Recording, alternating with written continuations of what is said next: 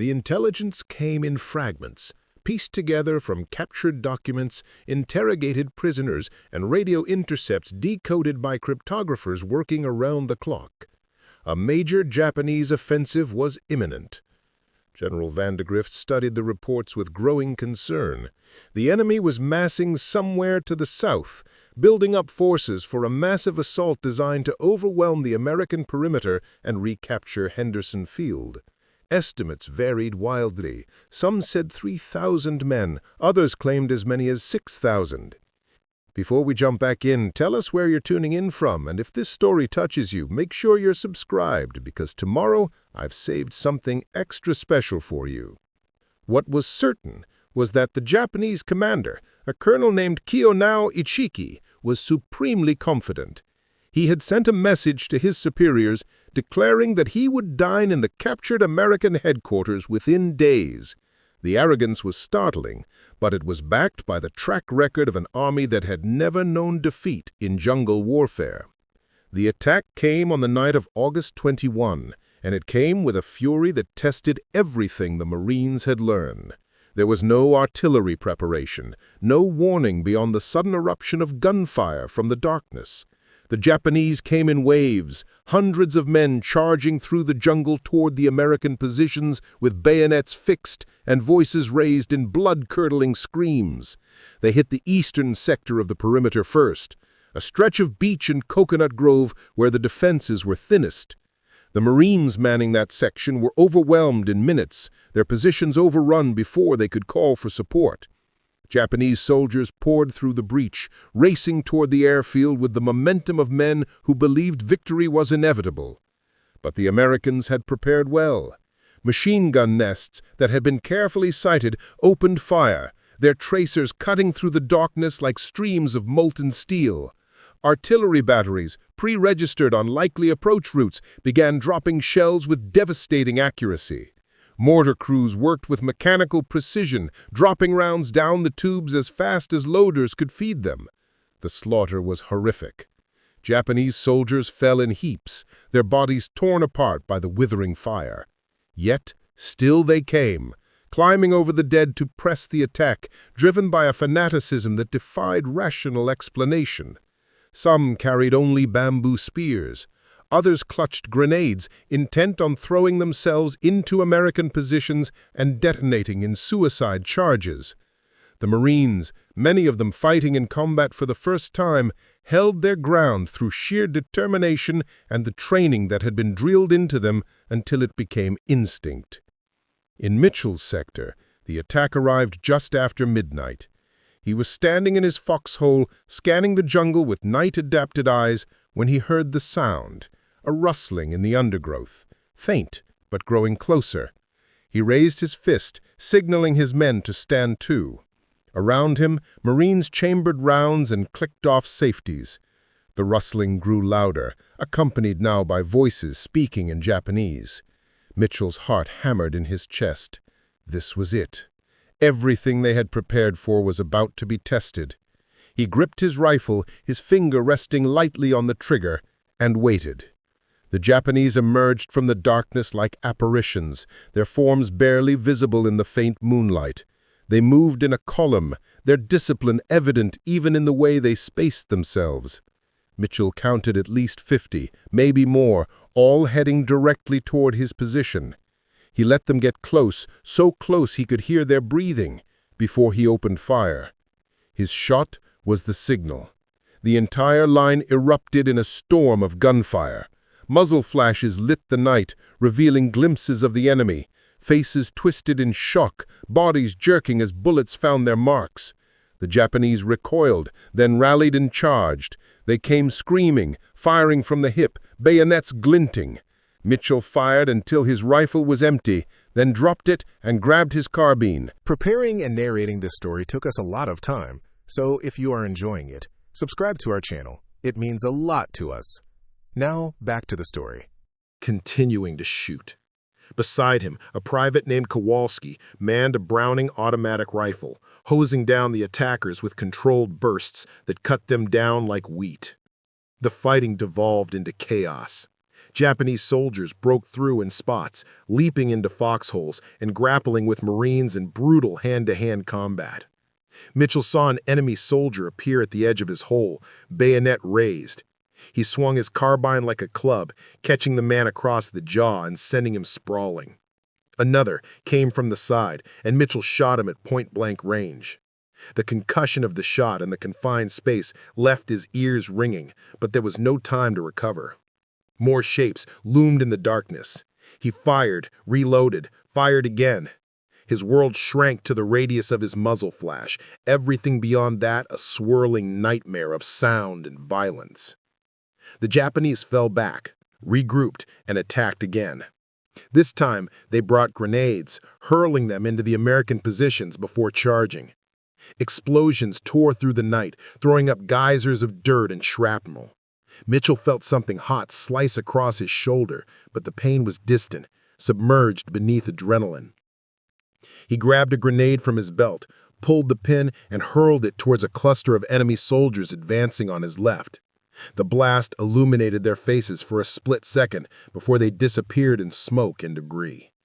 He grabbed another grenade, threw it, grabbed another. His squad was doing the same, the air filled with explosions that turned the jungle into an inferno. Then came a lull. The Japanese pulled back into the darkness, leaving behind the groans of the wounded and the acrid stench of gunpowder. Mitchell used the respite to check his men. 3 were wounded, one seriously with shrapnel in his chest.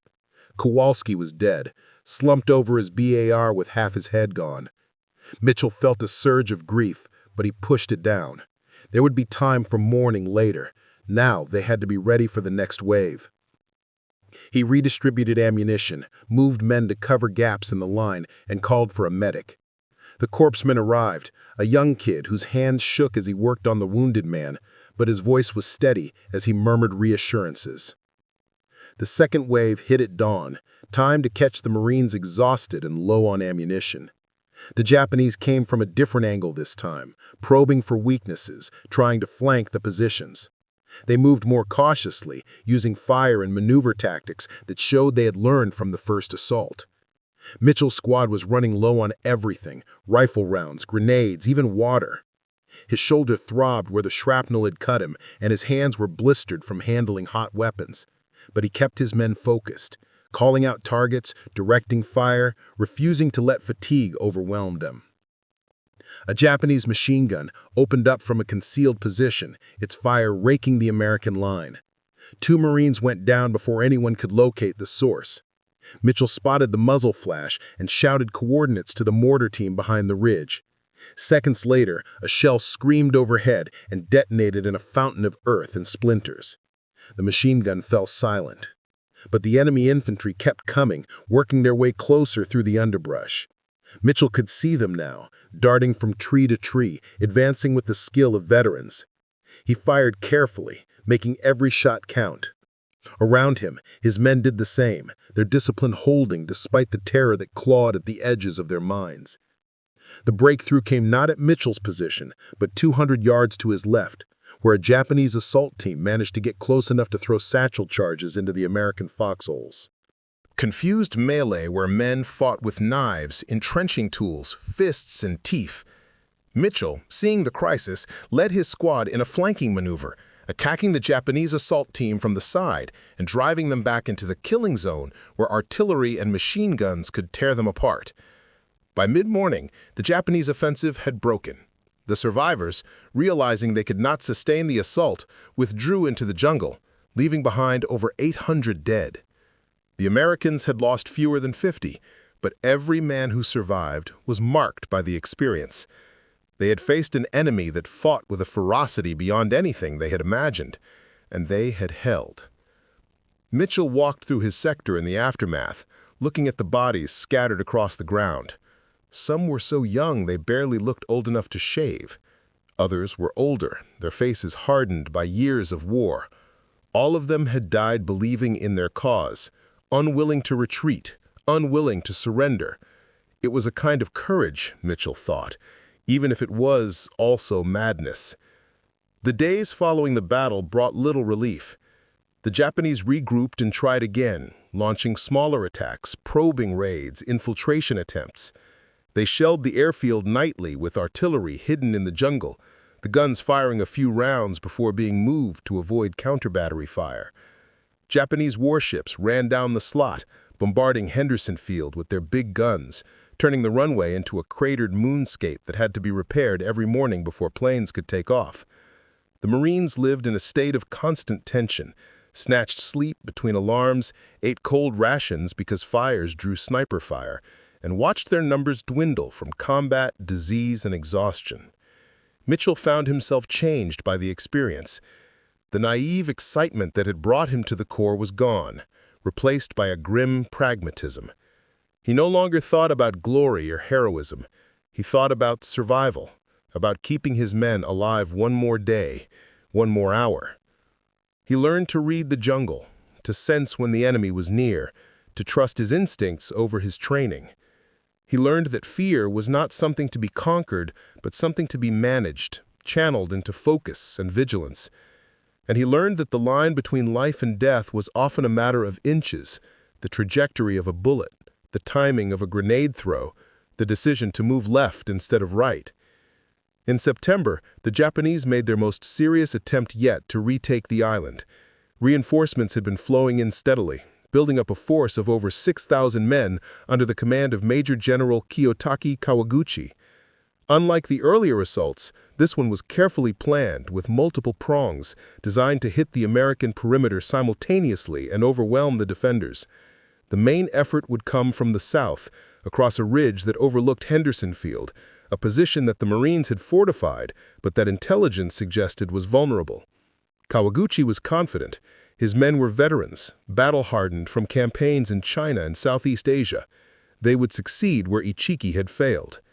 The attack began on the night of September 12th, and it nearly succeeded. Kawaguchi's forces advanced through the jungle in near total silence, navigating by compass and terrain features, moving like shadows. They reached the ridge undetected and began their assault just after midnight.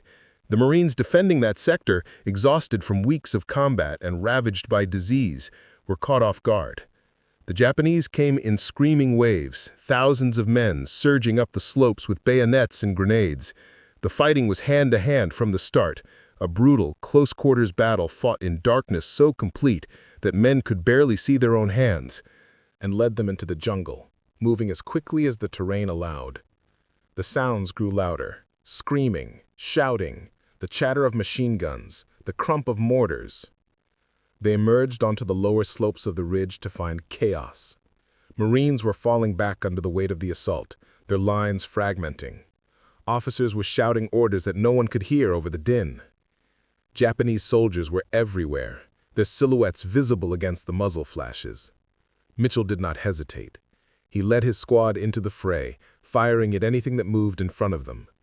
They linked up with a group of Marines who were trying to hold a machine gun position, the crew having been killed and the guns sitting silent. Mitchell grabbed the weapon, racked the bolt, and opened fire, sweeping the barrel across the advancing enemy. The gun bucked in his hands, spent casings piling at his feet. He fired until the barrel glowed red, until the ammunition belt ran dry, then handed it off to one of his men and grabbed a rifle. The battle raged around him in a surreal nightmare of noise and violence. At one point, a Japanese officer appeared through the smoke, sword raised, leading a charge of a dozen men. Mitchell shot him in the chest, and the officer stumbled but did not fall. He kept coming, his face a mask of determination, until another Marine put a burst from a Thompson submachine gun into him. The officer collapsed, his sword clattering to the ground. His men faltered, and in that moment of hesitation the Marines counterattacked, driving them back down the slope. It was a small victory in a night of horrors, but it was enough to hold that section of the line. The battle for the ridge lasted 3 nights, each one a repetition of the same savage cycle. The Japanese attacked, the Marines held. Casualties mounted on both sides. The ridge became known as Bloody Ridge, a name that would echo through Marine Corps history. By the 3rd night, the Japanese were spent. They had thrown everything they had at the Americans and failed to break through. Kawaguchi, his army decimated, withdrew into the jungle. He had lost over 2,000 men. The Marines had lost fewer than 300, but those who survived were broken shells, their eyes hollow, their hands trembling. They had held, but at a cost that could not be measured in numbers alone. Mitchell made it through the battle with a collection of wounds, shrapnel scars, a bayonet cut across his ribs, burns from handling hot weapons. None was serious enough to evacuate him, so he stayed with his squad and continued the fight. But something inside him had shifted. The horrors he had witnessed, the friends he had lost, the sheer brutality of combat that allowed no mercy and no respite. It all accumulated into a weight that pressed down on his soul. He functioned, gave orders, carried out his duties. But the part of him that had once been a young man from Texas was gone, replaced by something harder and colder. The turning point came in October, when American reinforcements finally arrived in significant numbers. Fresh troops from the Army's American Division landed on the island, doubling the size of the garrison and allowing the exhausted Marines to be pulled from the front lines for rest. Mitchell's unit was among the first rotated out, and when they reached the rear areas, many of the men simply collapsed. They had been on the line for over 2 months, fighting almost continuously, living on minimal rations and no sleep. The toll was evident in their faces, in the way they moved, in the silence that hung over them like a shroud. Mitchell sat on a crate near the beach, staring out at the ocean. Around him, other Marines were doing the same, lost in their own thoughts. Someone had found a guitar and was playing it softly, a tune that Mitchell vaguely recognized but could not name. The music drifted through the air, mingling with the sound of waves and the distant rumble of artillery. It was the first moment of peace he had known since landing, and it felt almost unreal. He thought about the men he had lost, Kowalski, Daniels, a dozen others whose names and faces haunted him. He thought about the Japanese soldiers he had killed, and he wondered if their ghosts haunted them too. A chaplain approached, a quiet man with a kind face, and sat down beside him. They talked for a while, not about anything profound, just small things: home, family, the weather. The chaplain did not offer platitudes or try to make sense of what Mitchell had endured. He simply listened, and that was enough. When he left, Mitchell felt a little lighter, as if some of the weight had been shared. It was a small thing, but in the hell of Guadalcanal, small things mattered. The campaign dragged on for months, but the outcome was no longer in doubt. With Henderson Field secure and American reinforcements pouring in, the Japanese could not sustain their offensive. They continued to launch attacks, but each one was smaller, more desperate. Their supply lines were stretched thin, their soldiers starving and riddled with disease. By December, the decision was made in Tokyo to evacuate Guadalcanal, to pull back and establish a new defensive line farther north. The evacuation was carried out with the same skill and discipline that had characterized Japanese operations throughout the war, but it could not hide the fact that this was a defeat. For the first time, the Japanese had been forced to abandon territory they had seized. The myth of invincibility was shattered. Mitchell was rotated off the island in November, part of the first wave of Marines to be sent home. He sailed away from Guadalcanal on a transport ship, watching the jungle-covered peaks recede into the distance. He felt no relief, no joy, only a numbness that seemed to settle into his bones. The war would continue for 3 more years, claiming millions more lives, but for him, the worst was over. He had survived Guadalcanal, and that survival would define the rest of his life. Back in the United States, he was greeted as a hero. There were parades, speeches, newspaper articles that painted the Marines as invincible warriors who had crushed the Japanese in the jungle.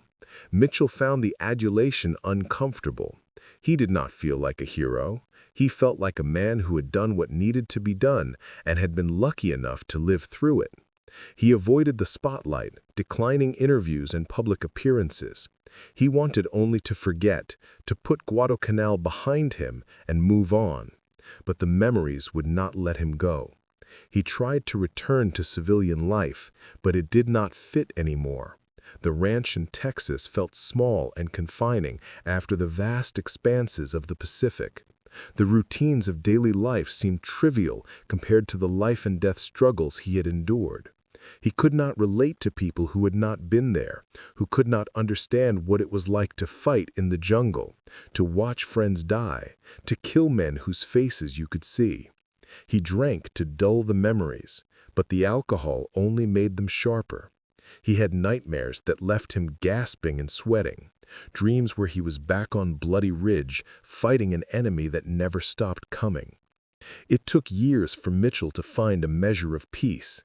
He married a woman who had patience and understanding, who did not press him to talk about the war, but was there when he needed to. He had children, and their laughter brought a lightness to his life that he had thought lost forever. He found work as a teacher, passing on knowledge to a new generation, and in that act of giving, he found purpose. But Guadalcanal never left him. It was always there, a shadow that lingered at the edges of his consciousness, a reminder of what he had endured and what he had lost. In the decades that followed, historians would study the Guadalcanal campaign and recognize it as a turning point in the Pacific War.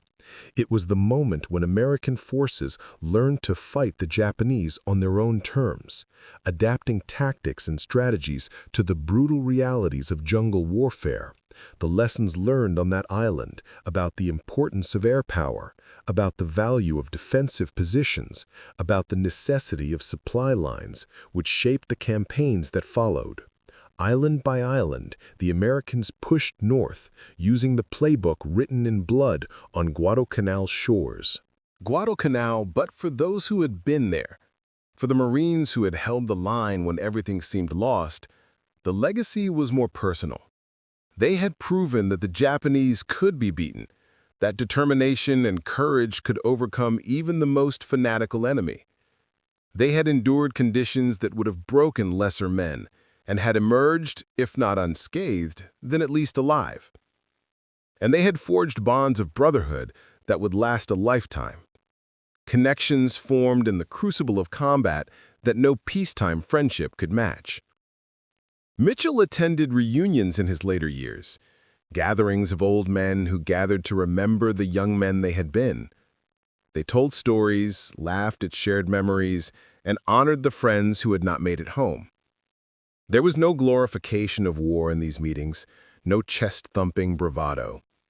Only a quiet acknowledgement of what they had faced and what it had cost them. Mitchell would stand at the podium and speak, his voice steady but his eyes distant, as he recounted the nights on Bloody Ridge, the desperate charges, the friends lost. And when he finished, there would be a moment of silence, a collective remembrance of those who had given everything. The Japanese perspective on Guadalcanal was equally profound. For them, it was the beginning of the end, the moment when the tide of conquest turned into a tide of retreat. The soldiers who survived carried their own scars, their own memories of a jungle that had consumed so many. They had fought with everything they had, adhering to the code of Bushido that demanded death before dishonor. And they had been defeated, not by a lack of courage, but by logistics, by the inexorable weight of American material superiority. The lessons they learned were bitter but clear. Bravery alone could not win a modern war. In the years after the war, veterans from both sides would occasionally meet, former enemies brought together by shared experience. These encounters were often awkward, laden with the weight of history, but they also held a strange kind of understanding. The men who had fought on Guadalcanal, whether American or Japanese, recognized in each other a kinship born of suffering. They had faced the same jungle, the same heat, the same terror. The uniforms had been different, the flags had been different, but the experience had been universal. War had stripped away the propaganda and left only the raw truth of human endurance. Mitchell lived to see the 50th anniversary of the Guadalcanal landing, an event marked by ceremonies and commemorations. He traveled back to the island, now a peaceful place where the jungle had reclaimed much of what the war had torn apart. He walked the ground where he had fought, now overgrown with vegetation, the foxholes filled in, the scars of battle erased by time. He stood on Bloody Ridge and looked out over Henderson Field, now a small civilian airport, and he felt a strange mix of emotions: grief for what had been lost, pride in what had been accomplished, and a deep, abiding weariness.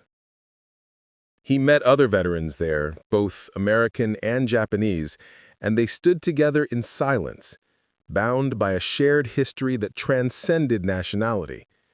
There were no speeches that day, no grand pronouncements. Only the quiet acknowledgement of men who had survived one of the most brutal campaigns of the war.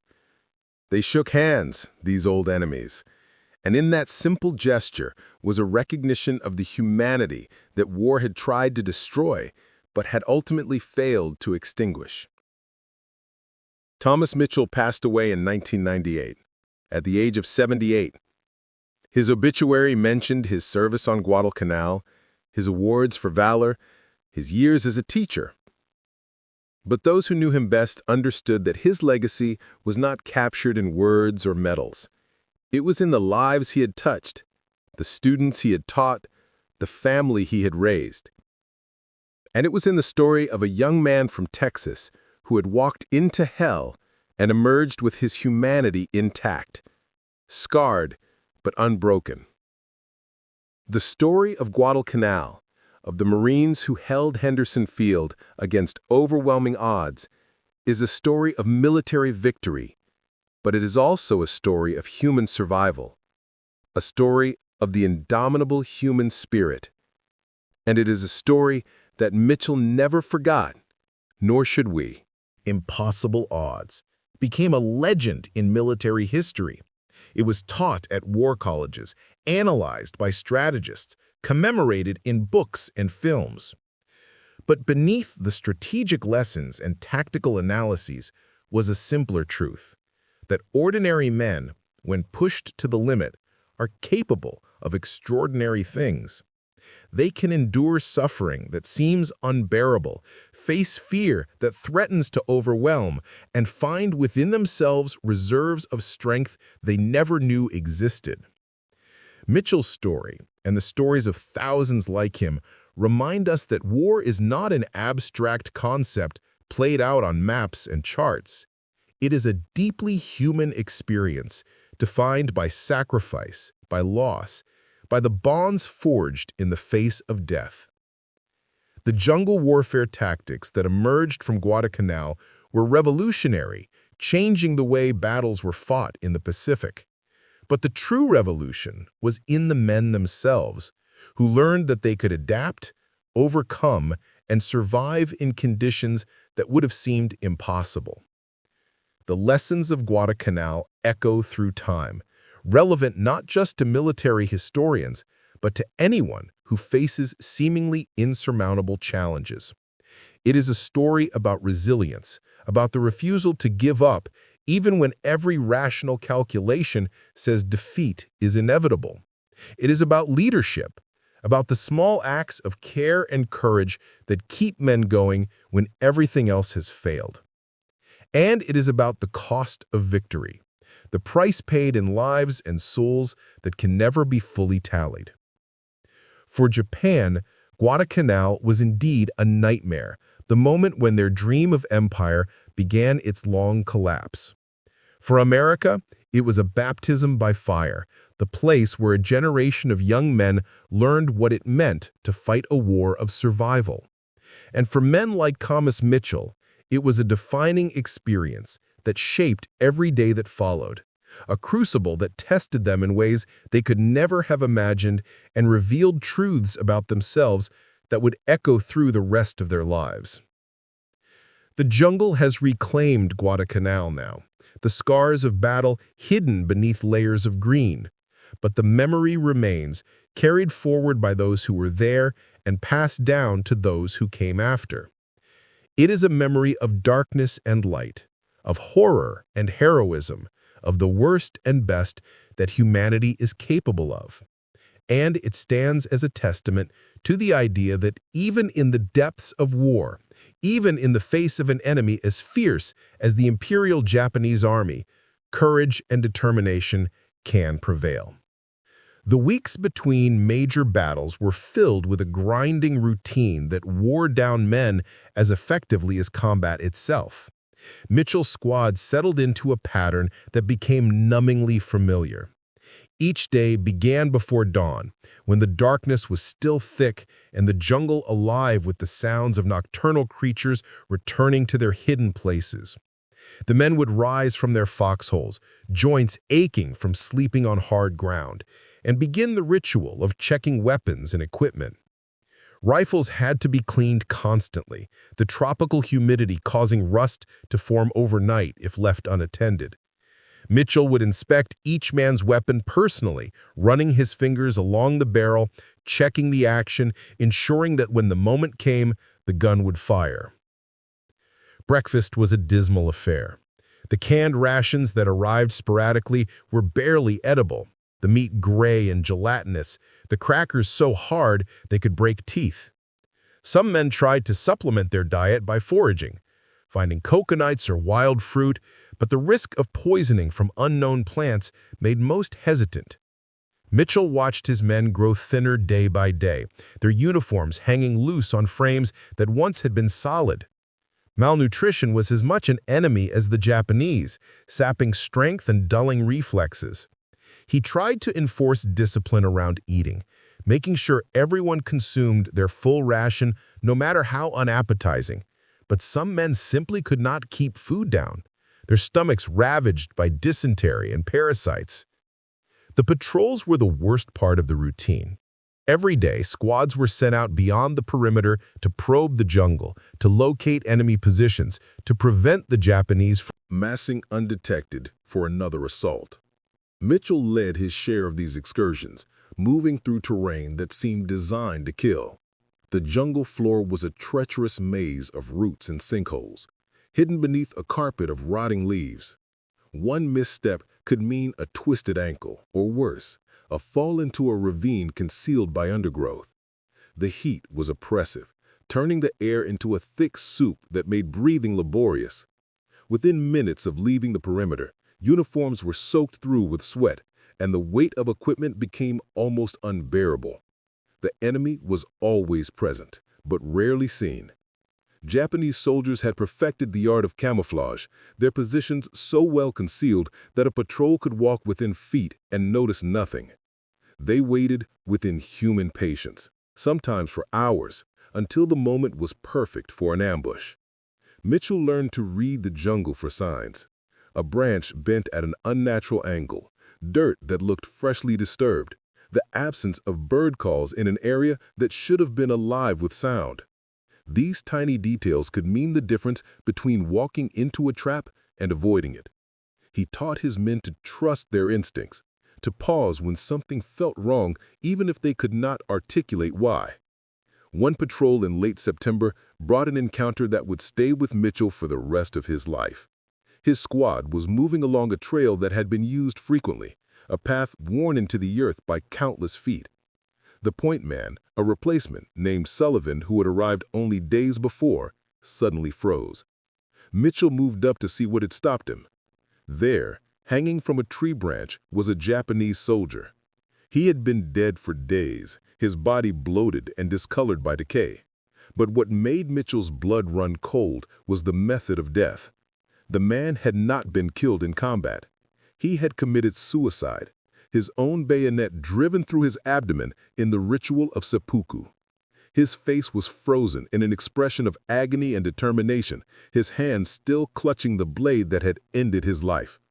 Sullivan turned away and vomited, his body shaking. Mitchell understood. This was the young Marine's first exposure to death, and it was a horrific introduction. But there was no time for comfort. The presence of a dead Japanese soldier meant living ones were nearby. Mitchell ordered the squad to spread out and take cover. They waited in tense silence, scanning the jungle for any sign of movement. Minutes stretched into an hour. Nothing.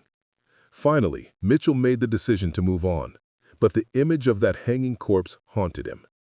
What kind of enemy were they fighting, he wondered, that would choose such a death over capture? It was a question that had no comfortable answer. The psychological warfare the Japanese waged was as effective as their physical attacks. At night, they would infiltrate close to the American lines and call out in English, taunting the Marines, trying to provoke them into revealing their positions. Some of the calls were crude attempts at demoralization, claims that girlfriends back home were being unfaithful, that the war was lost. Others were more sophisticated, personal messages directed at specific individuals whose names the Japanese had learned from captured documents. Mitchell remembered one night when a voice drifted through the darkness, speaking perfect English with only the slightest accent. The voice called out for a Marine named Henderson, claiming to have a message from his mother. Henderson, a kid from Ohio who had joined straight out of high school, nearly broke. He started to stand to call back before Mitchell grabbed him and pulled him down. The message was a trap, designed to draw fire and pinpoint the American positions. The strain of constant vigilance took its toll in ways both obvious and subtle. Men developed tics, compulsive behaviors that betrayed fraying nerves. One would constantly check his ammunition, counting and recounting the rounds in his pouches. Another would clean his rifle obsessively, disassembling and reassembling it multiple times a day. Concern, knowing that when the stress became too great, men broke. He had seen it happen, Marines who simply stopped functioning, their minds shutting down to escape an unbearable reality. They would be evacuated, listed as combat fatigue cases, and Mitchell never knew what became of them. He wondered sometimes if he was close to that edge himself, if the tight control he maintained was sustainable, or if it was just a matter of time before he too cracked.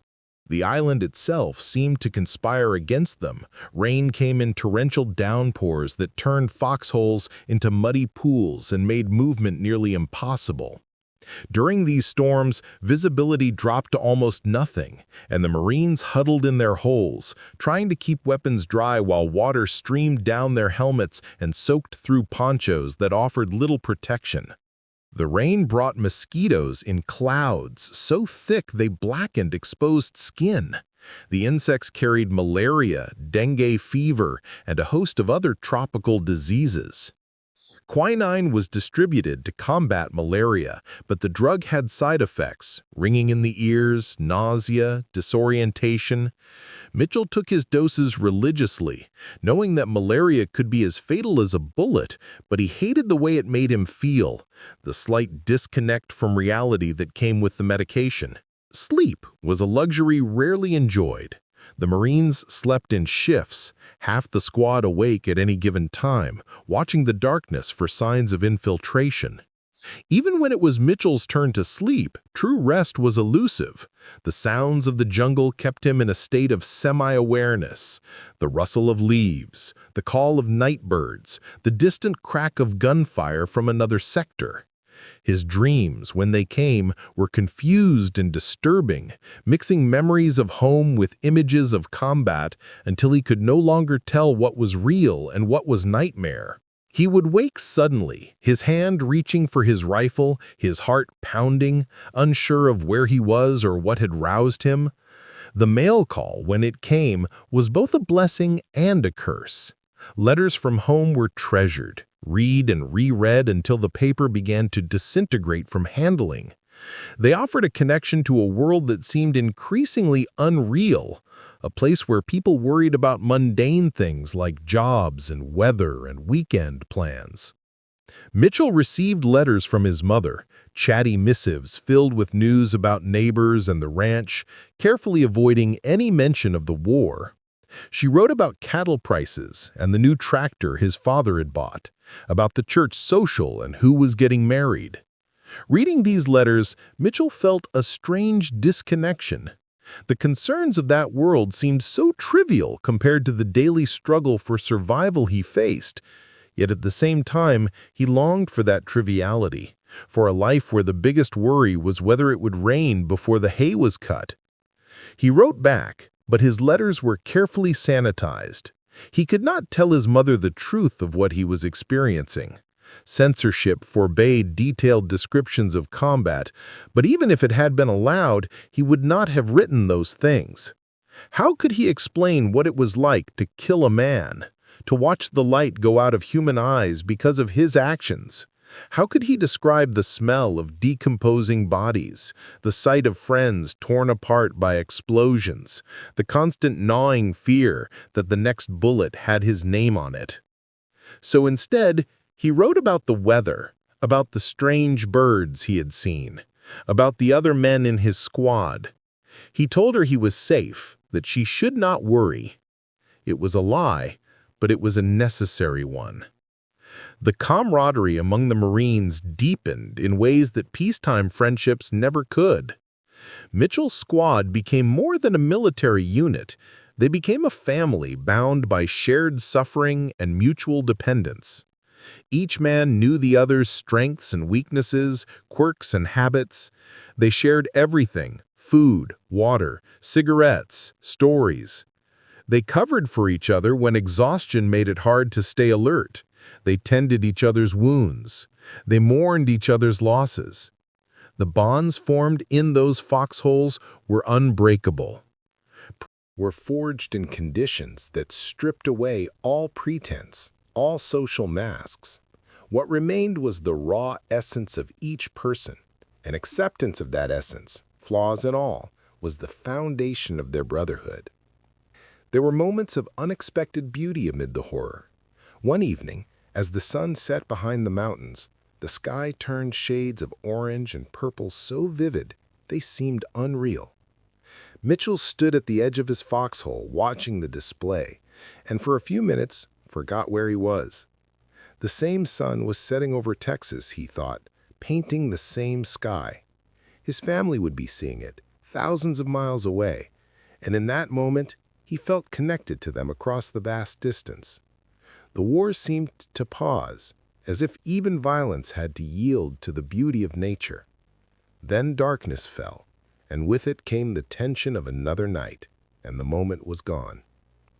The news of victories in other theaters occasionally filtered down to the troops. Rumors passed along by officers who had access to radio reports. The Allies were gaining ground in North Africa, pushing the Germans back. The Russians were holding at Stalingrad, grinding down the Wehrmacht in a battle of attrition. These reports were supposed to boost morale, to remind the Marines that they were part of a larger effort. But for Mitchell, they had the opposite effect. He felt isolated, forgotten on this obscure island while the world's attention focused elsewhere. Guadalcanal was a backwater, strategically important, but lacking the glamour of the European theater. The Marines were fighting and dying in obscurity, their sacrifices known only to those who shared them. The Japanese continued to demonstrate a tactical flexibility that kept the Americans off balance. They launched attacks at unexpected times, from unexpected directions. They adapted their methods based on what worked and what did not. After the failure of the frontal assaults, they shifted to infiltration tactics, sending small teams deep into the American perimeter to create chaos and confusion. These teams would set up sniper positions, targeting officers and radio men, trying to disrupt command and control.